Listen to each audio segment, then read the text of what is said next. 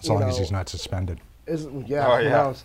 We're going to see Favre. We're going to beat Favre. We're going to take the win, and it's going to be beautiful. Yeah, as long as Randy Moss doesn't, doesn't rear his ugly head too much. I mean, do we have people that can cover Randy Moss? No, we don't have anybody in our secondary that can cover Randy Moss, but we do have guys that can do a good job on everybody else. And I think they're going to end up putting McCourty on Randy Moss. I really think that's their only option at this point.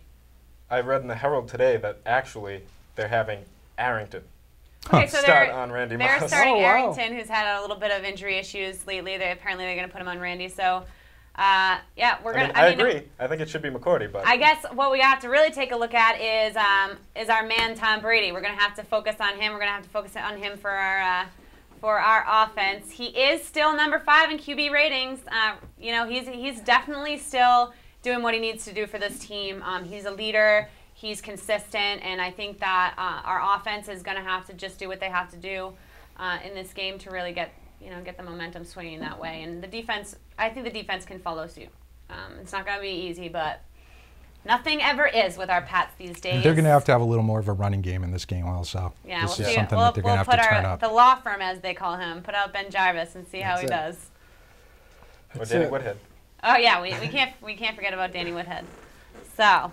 All right, so where are we now? I think coming up we have do we have a skit? Do we have something to show the folks? I think we have something comical to show the folks. We're still working out the kinks here. So we have I don't see if we have a skit. Do we have the swear skit? Is that what it is? I think so. You got it. All right. Yeah, so okay, this, our man Kevin's telling us it is the swear skit. Tell them what this is about. So you guys got to see this. So this next situation, we're not going to call it a skit because this is a live situation that we had to deal with. Although we look like true professionals here, it would look like we totally have our stuff together and totally cool and calm. Just a few weeks ago, we didn't know all the rules, so we really wanted to, run all the questions that we had by the station to make sure that this was going to run as smoothly as it is tonight. So we decided to tape this and run it for you guys at home. So enjoy.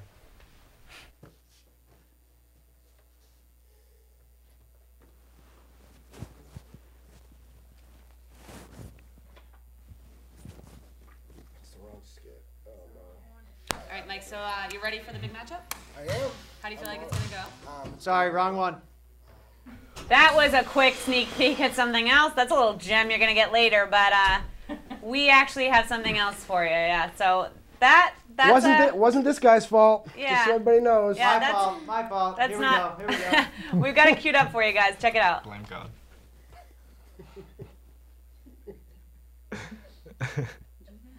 Blame God. That voice.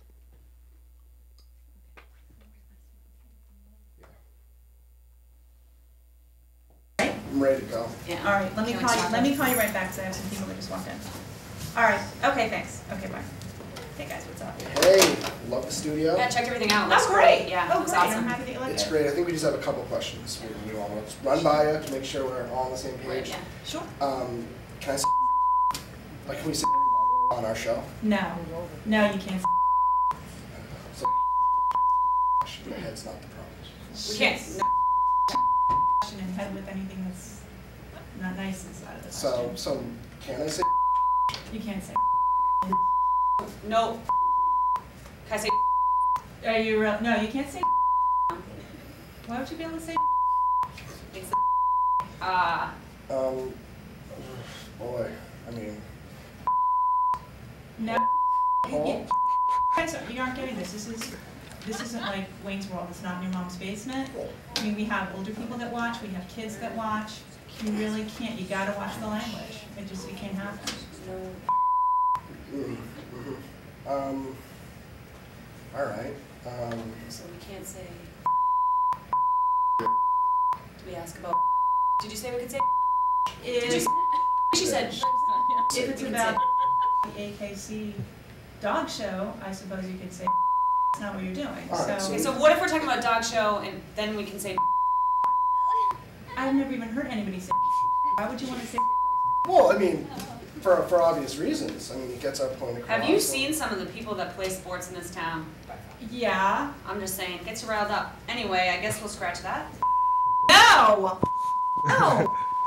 No. No, unless you're talking about dogs. No. No. You can say You could say what kind of basket? Like this guy's got big cojones talk. big. basket. Basket I think Big in the I basket. think we can say, I think we can say ball. ball. Like You pass the ball. Pass You the can say- ball to the guy. But we can't say that guy fell and ate it. No, we're not doing. There's nothing below the waist talk. I didn't know we had to clarify. That's it. Okay. Ain't Good happening. to know. Clarify. Clarify. Clarify. We're ready to go. Yep. I think we got everything done. I think we We should won't- scratch we don't have that. to do I mean, that. we can edit. We're gonna have to edit. So we'll, we can do that and take care of that issue. It's gonna be a problem. Well, Editing. yeah, we don't edit though. Like we're not gonna edit. Yeah, we were Like, thinking, This is yeah, gonna be live. I mean, Yeah. the show's gonna be totally live. live 100% live. the whole We way. wanna do 100% Yeah. live. Oh, yeah. Exactly the whole time live. Uh-huh. So that, that was our journey into learning about how to compose yourself on live television. So as you can see, we've been doing a pretty good job, I'd say, Mike, so far. I think so. So This has far, been great. so good. So What does far, the so audience good. think? You guys think we're doing pretty good so far? Yeah, definitely. I always love to beg for applause. Anyways, so we are going to get into a little bit of Red Sox. I know the season's over. We've got this thrilling, predictable World Series going on. Rangers, Giants, can't believe what's going on. But we still have our Sox here, and whether or not they absolutely petered out this season or not, we're going to talk about it. And we're going to talk a little recap here. So I've got my Red Sox expert next to me, and that's me. we're back with Brian and Phil. So guys, I think we can all agree that we had some underperformers so far. We have some issues with some people being overpaid, I'd say. Start with JD Drew. He made $14 million last year, if you can believe that. He batted .255. He's a career .280 hitter. So, and he's never had more than 2 seasons out of his 13 seasons with any more than 75 RBIs. 2 seasons with more than 75 RBIs. So is he overvalued in this club? Yes. Yeah. Absolutely. I mean, I think that's an understatement. I think we can all agree that JD Drew is, and I don't want to blow anybody's minds too much, but I think we can say that JD Drew. I think we could say that JD Drew is the most overrated, overpaid player to ever wear a Red Sox uniform. I think it's just, I know. That's really going out there. No, I mean seriously, he's been overvalued since he was drafted, and like she said, he's a .280 hitter. He's driven in 100 RBI twice in his career. I mean, he's just a bum. He's totally awful. And we have these young kids coming up that are killing for playing time, Kalish, etc. And unfortunately, we still have another year with JD Drew, but I mean, he's terrible. I don't know what you guys think. I think the issue with JD Drew is not that he's terrible per se, is that he's a baby. He can't keep himself on the field. I mean, obviously that's going to that's going to affect his numbers because, I mean, if he's not on the field, he's not going to produce. But when was the last time you've seen JD Drew have a full season? But I think Never. Exactly. yeah, but even so, I mean, he plays 140 games, 40 games, and he's still awful. You know what I mean? Like, he hits a big grand slam in 07, and it's great. That's tremendous, but I do agree. I do think he's overpaid, yeah, and overvalued. But yeah, I think the Red Sox really hurt themselves by paying him that, because now every contract that comes up, the player that wants money just goes, well, what are you paying JD Drew? You're paying him how much? $14 million? Well, I hit this and did this and did this, and I think they really hurt themselves with JD Drew. I agree with that. It's a benchmark that anybody can refer to if they're in any type of contract situation. And most of his statistics seem to be padded. He seems to get the majority of his numbers when it doesn't matter, which is not what you're paying people for. All right, guys. Well, we definitely have a couple other underperformers this year. The Red Sox were supposed to be a big pitching team, and we Josh Beckett. I know he gets people some riled up sometimes. He went 6-6 this year, had some injury issues, 5.78 ERA. You know, was this rock bottom for him, or is this status quo? Is this what we can expect from him from now on, or? I mean, I think with Josh Beckett, I mean, he was hurt. He did have injuries. You know, he was, what, 6-6 or whatever his record was. I mean, I just think that we all have to realize that Josh Beckett isn't that 1A starter. He's just not. He's not a Lincecum. He's not a Halladay. He's not a Cliff Lee. He's a notch below him, and that's fine. He's not even a Clay Buchholz. He's not a Clay Buchholz. He's the third best pitcher on this team if you want to argue that. If you want to argue that he's the third best pitcher on the team, you can.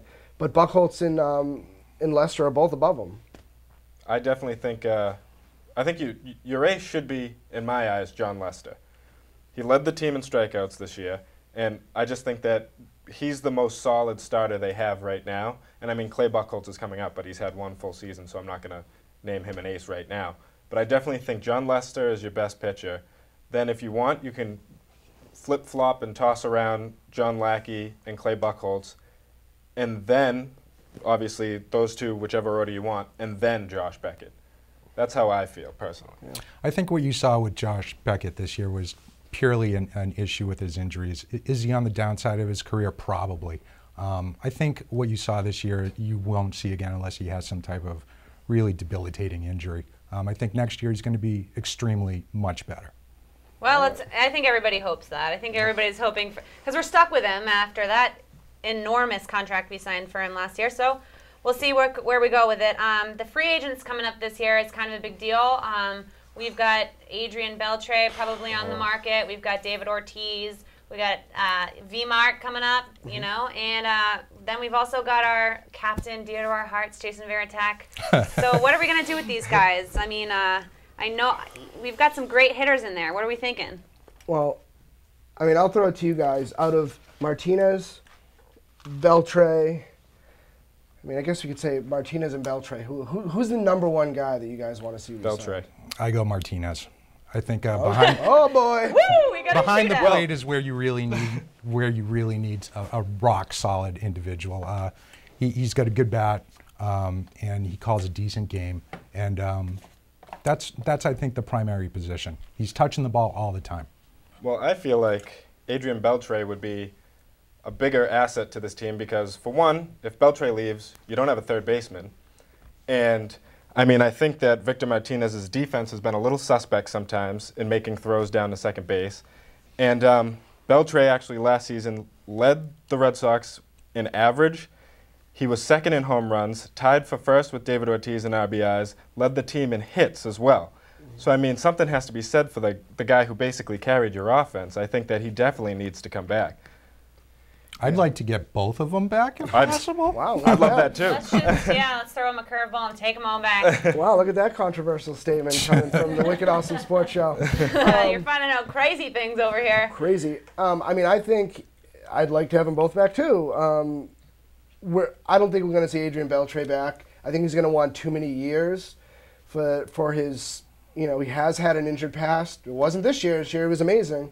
So he's going to want that 6-year contract from somebody, a ton of money, and I don't think we're going to give it to him. I'd like to see Martinez come back. He's also going to want a long contract, and I think the days of those 8-year contracts are gone. I'd like to think they're gone, but especially in Boston, they don't give out long-term deals anymore. No, they don't. And even look at somebody like Papelbon, who look at his year this year. I mean, he had an awful year. I mean, when we're talking about underachievers, I mean, he's at the top of the list. He's before anybody. When you have when you have a closer with an ERA almost 4 as a closer, I mean, he's horrendous. He's horrendous. He'll walk a couple guys, home run, double. He's awful. He had the most blown saves of his career this year. He had the most losses of his career this year. The worst ERA, as you said, of his career this year. It was terrible. Without a doubt. Now, he's, you know, I know they're going, you know, to arbitration with them, and we'll see what happens with that. And, you know, are the Red Sox ready to pull the plug on him and go to, you know, Daniel Bard? Is he the... Everybody thinks he's the next guy. I think they're almost there. But is it this year? Or are they going to throw, you know, their $7 million at Papelbon? Because he's not going to make $13 million this year after that last year. If he goes to arbitration, even if he goes to arbitration, you know, they'll give him 7, 6. Like, I can't imagine him making that much money. So is it Daniel Bard time this year, or do you think? Still too young? Jury's out. Yeah, it's a tough call. I think